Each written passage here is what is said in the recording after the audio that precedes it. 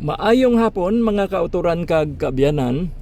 Ini si brother ninyo Nar Madera Aguilar kag sinigid nga takna alauna hasta alauna imedya sa kahaponanon magaopdanay naman kita diri sa aton programa sa kahanginan ang inspirasyon sang mga senior citizens.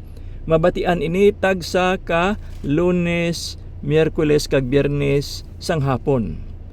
Diri sa paborito ninyo nga waragwagan ang DYDA J53 sa lilisuan sang inyo mga radyo. Kag kay Miyerkules subong nga adlaw kita ang maga-updanay sa pagbaton sang maayong balita, mga dinalan, mensahe kag artikulo, mga dinalan kag panghuna-huna nga aton mabaton online kag ginapakig-ambitan naton. Subong nga ginapakig-ambit man naton sa tanan naton nga tagpalamati sa aton mga brothers and sisters sa aton komunidad nga sa diin nagahiliusa kita sa pag-welcome sang good news nga mangin gabay naton sa aton mga buluhaton kag inspirasyon sa matag adlaw naton nga pagkabuhi.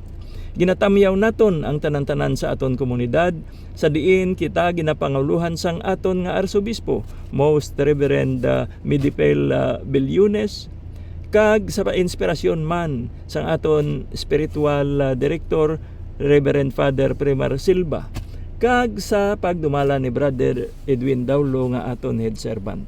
Siya ginaopdan sang iya bug-os nga panimalay nanday Sislia kag sang mga kabataan kag kaapuhan. Kag subong man sang mga brothers and sisters naton nga tag patigayon sang nanari-sari nga mga ministriya sa aton komunidad kag sa ila dito sa mga duog nga may mga chapters kita kag malambutan sang aton nga presensya. Kag karon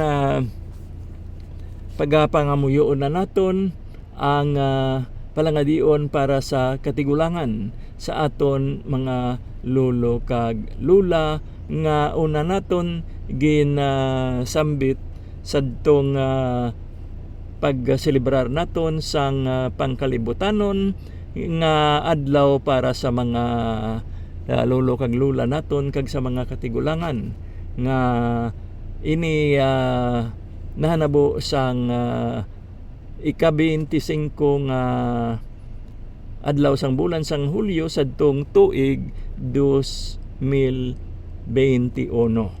Kag aton ini nga ginatipigan nga pagpangamuyo sa aton nga memorya. Sa ngalan sang Amay, sang Anak kag sang Espiritu Santo. Amen. O Dios, mahigugmao namon nga Amay, ikaw ang ginagikanan sang kabuhi kag sang tanan nga mga dulot. Imo kami nga ginasustiner sa tagsa katinion sang amon pagkabuhi, kag imo kami ginadala sa kalubusan sang kabuhi. Paagi kay Hesus, imo anak kag amon utod.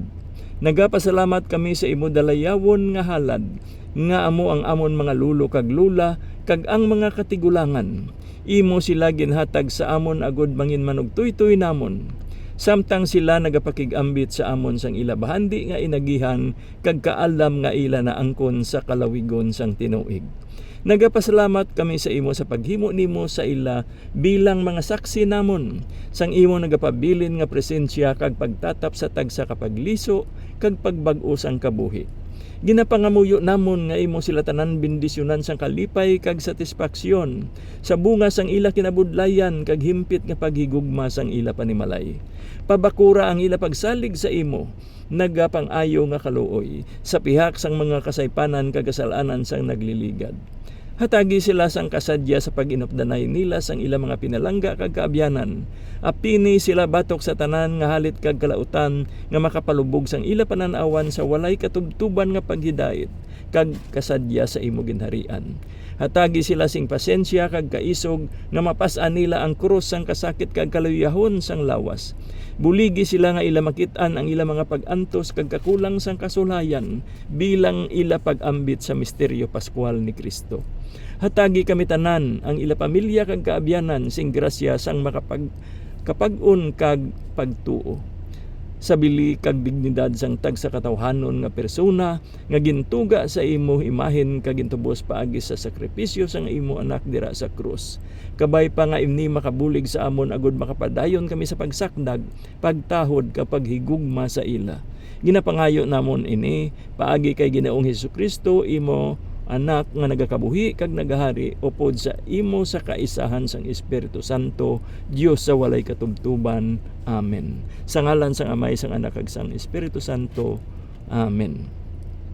Kag karon mga kautoran kag kaabyanan, aton na nga igasunod ang paghatag refleksyon para sa salmo nga balasahon naton sa sining adlaw paagi sa isa ka musika nga pamalandungan naton.